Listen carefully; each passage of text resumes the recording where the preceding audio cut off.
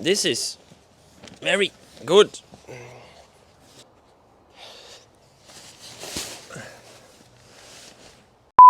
Sake. Just cancel the whole. Hello guys, we are here to show atherogenesis, or the formation of atheroma, the problem in atherosclerosis. The first thing you've got to imagine is a normal healthy blood vessel. Look at this, it even comes with the red for the arterial end and blue for the venous end. A very thin layer here in green, the tunica intima. But then of course there are two more layers, and we got a couple of yoga mats here to show the tunica media, the middle layer. Now hopefully I can sort of somehow wrap these around. Okay, this is a work of art, this. Alright, let's even see if they stick down there. Help. So they don't stick very well, and that's of course why we have a third and critical layer, the tunica adventitia, the layer on the outside. Okay, that sort of holds this in place. How are we going here?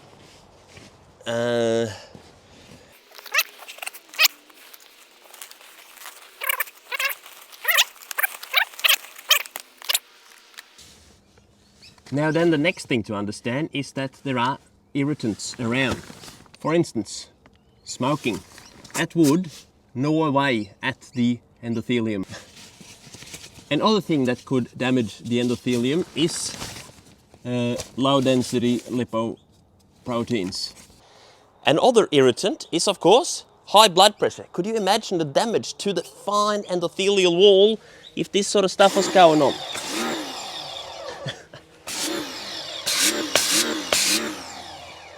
Now then, once the endothelium is damaged, the cholesterol seeps in through the endothelial wall.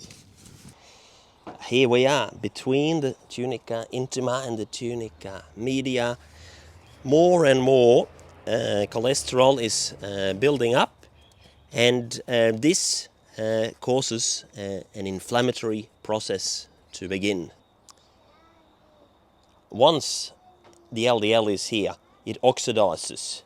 Anyone that's left a banana or an avocado out on the bench for a few hours knows what happens when it comes in contact with oxygen, and this is further inflammatory.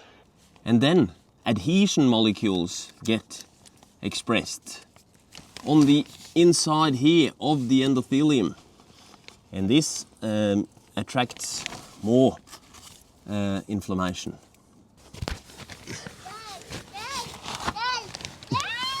And then, with all that inflammation in the layer, monocytes get recruited. These are white blood cells that try to get to the oxidized LDL and try to get rid of it. The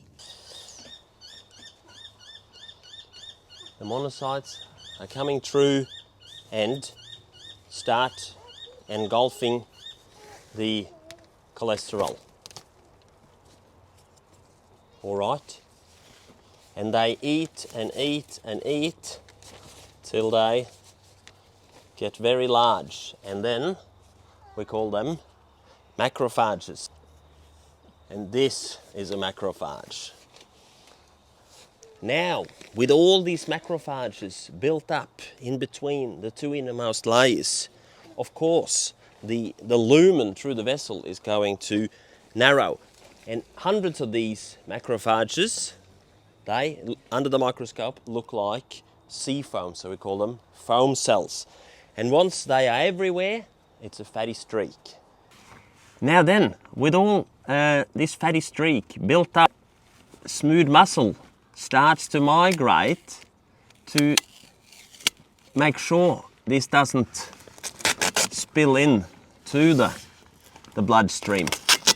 The smooth muscle layer migrates down and over the plaque, and it tries to hold it in place. Now with this atheroma here in the arterial wall, not only is the lumen size reduced so that blood flow through it is much less, but also there's a high risk that all this material that's inside here will rupture, and then problem follows.